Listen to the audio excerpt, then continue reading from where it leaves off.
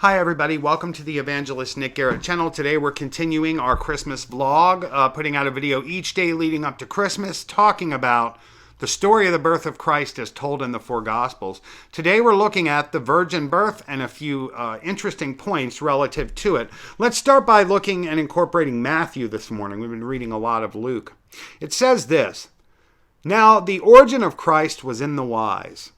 When Mary, his mother, had been betrothed to Joseph, engaged but not yet married, before they came together, she was found to be with child by the Holy Spirit. But Joseph, her husband, being a just man and not wishing to expose her to reproach, was minded to put her away privately." I just want to point out again how we found in Luke that it can't be emphasized enough that the coming of Jesus represents a new covenant.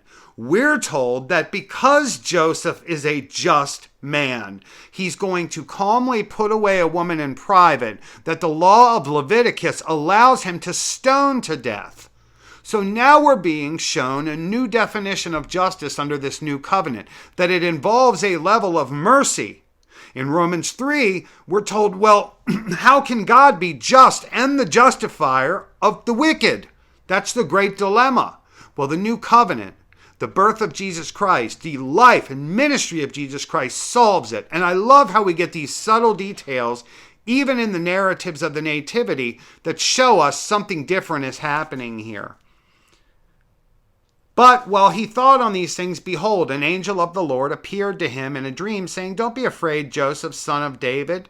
Take to thee Mary, thy wife, for that which is begotten in her is of the Holy Spirit." Imagine getting that dream, and imagine God calling you to do that. It's not unprecedented. The prophet Hosea, he made Mary a prostitute, and he made him stay married to her.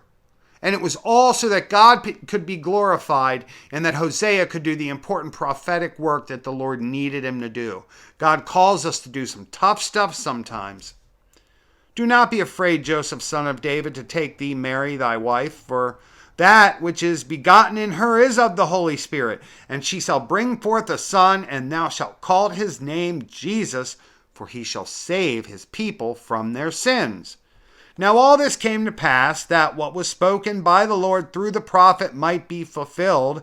Behold, the virgin shall be with child, and shall bring forth a son, and they shall call his name Emmanuel, which is interpreted, God with us." What did that just say? It said all this happened so that what had been written in prophecy could be fulfilled. Fascinating. And then it gives you the direct prophecy. So my question for someone wanting to challenge that is, who else in history fits this bill? No one? Now it came to pass in those days that a decree went forth from Caesar Augustus that a census of the whole world should be taken. Well, that's just in the Bible. You don't see that anywhere in history, except that you do. Hold on a second. The first census took place while Cyrenius was governor of Syria, and all were going, each to his own town, to register. Well, we know exactly who was consul and in charge of Syria at the time. Tells us here Cyrenius. It's also translated as Quintus. And in fact, a Roman historian, whose name escapes me at the moment, wrote a history. I'll put it on the screen here. And it does in fact say that an order came down that they were to do a census of Syria, which at the time included Palestine, Jerusalem, Bethlehem, the whole region.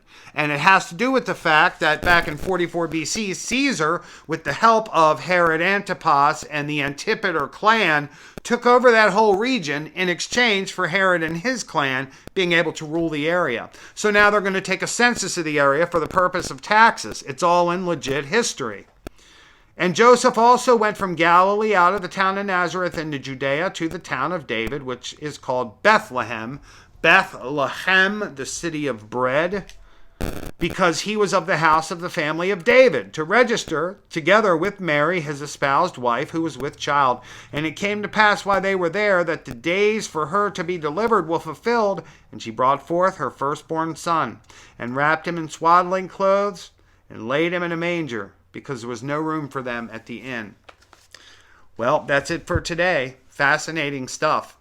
I will see you tomorrow on the next one. If you would like to support our ministry, send a check to Evangelist Nick Garrett Inc. at the P.O. Box or by the Cashapp, Venmo, PayPal links below. The money you give allows us to go out on the street and help people today, and it's a good time to do it. It's a tithe and it's tax deductible. Thank you.